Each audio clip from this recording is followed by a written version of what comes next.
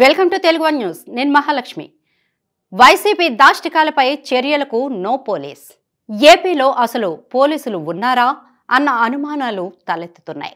అధికార పార్టీపై విమర్శలు గుప్పించినా, ప్రభుత్వ విధానాలకు వ్యతిరేకంగా నినదిస్తూ ఆందోళనకు దిగిన పెద్ద సంఖ్యలో కాకి యూనిఫారాలు వేసుకున్న దండు వాలిపోతోంది. ప్రభుత్వ నిర్ణయాలను ప్రశ్నిస్తే చాలు కేసులు, అరెస్టులు, వేధింపులతో చెలరేగిపోతోంది.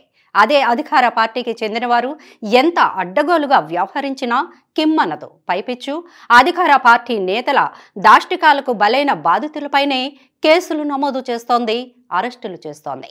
ఇదంతా చూస్తుంటే రాష్ట్రంలో పోలీసు వ్యవస్థ కాకి యూనిఫారంలో వైసీపీ అనుబంధ సంస్థలా మారిపోయిందా అన్న అనుమానాలు కలుగక మానవు. ఒక ఎమ్మెల్సీ తన మాజీ డ్రైవర్ను హత్య చేసి అతడి మృతదేహాన్ని డోర్ డెలివరీ చేస్తే ఆ ఎమ్మెల్సీ తనంతట తాను వచ్చి లొంగిపోయే వరకు బహిరంగంగా తిరిగినా అరెస్టు చేయలేదు. ఇలా చెప్పుకుంటూ పోతే ఎన్నెన్నో ఉదాహరణలు. వైసీపీ మోకలు దాడులకు తెగబడిన సందర్భాల్లో ఆ దాడులకు గురైన వారిపైనే కేసులు నమోదు చేసి అరెస్టులు చేయడం అన్నది ఏపీ పోలీసులకు సర్వసాధారణంగా మారిపోయింది. ఇక వైసీపీ నేతలు ఎంత అడ్డగోలుగా మాట్లాడినా, ప్రతిపక్ష నేతలను దుర్భాషలాడినా, లేపేస్తామంటూ హెచ్చరికలు చేసినా పోలీసులకు వినపడదు. అదే ప్రతిపక్ష నాయకులు అధికార పక్షంపై కానీ, ఆ పార్టీ నాయకులపై కానీ చిన్నపాటి విమర్శ చేసినా కేసులు, జైళ్లు. ఇది ఏపీలో పోలీసుల వ్యవస్థ పనితీరు. సహజంగా ఎవరినైనా ఫోన్ చేసి బెదిరిస్తేనే కేసులు పెడతారు. కానీ ఒక బాధ్యత గల ఎమ్మెల్యే ఒక మహిళను ఉద్దేశించి ఆమె వైఎస్ బిడ్డ కాబట్టి బాపట్ల దాటనిచ్చాం, అదే వేరే వాళ్ళైతేనా అంటూ మీడియా సమావేశంలోనే బహిరంగంగా హెచ్చరిస్తే పోలీసులకు అందులో ఎలాంటి తప్పు కనిపించలేదు. ఆ ఎమ్మెల్యేపై చర్యలు తీసుకోవడానికి చేతలు రాలేదు. అందుకు ఒకే ఒక్క కారణం, ఆయన అధికార పార్టీ ఎమ్మెల్యే.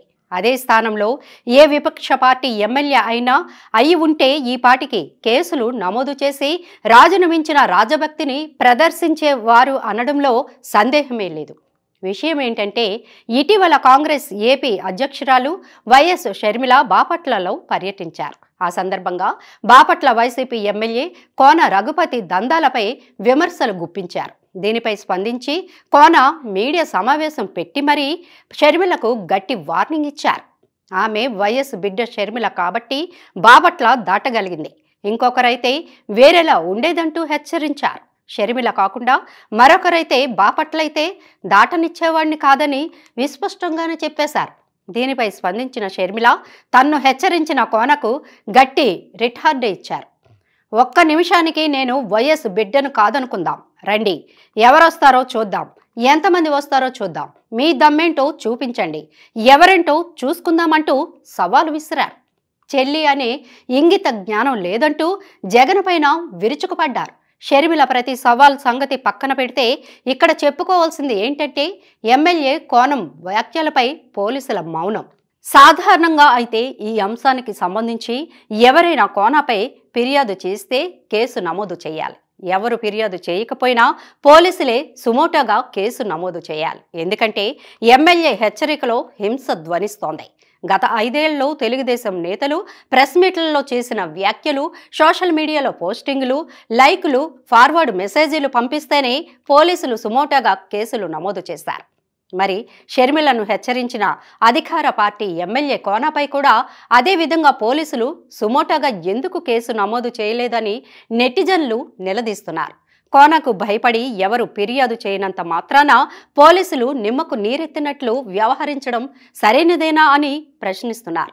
ఇలాంటి అంశాలపై గతంలో సుమోటోగా కేసులు నమోదు చేసిన పోలీసులు అధికార పార్టీ ఎమ్మెల్యే కనుకే కోనపై కేసు నమోదు చేయలేదు, చర్యలకు ఉపక్రమించలేదన్న విమర్శలు కూడా వెల్లువెత్తుతున్నాయి. ఇక కాంగ్రెస్ పార్టీ అయితే వైసీపీ ఎమ్మెల్యే కోన హెచ్చరికలను బట్టి వైఎస్ షర్మిలకు ప్రాణహాని ఉందని ఆందోళన వ్యక్తం చేస్తోంది. పోలీసు భద్రత పెంచాలని డిమాండ్ చేస్తోంది. మొత్తం మీద ఏపీలో పోలీసులు వైసీపీకి ఊడిగం చేయడమే తమ డ్యూటీ అని భావిస్తున్నారన్న విమర్శలు వెల్లువెత్తుతున్నాయి.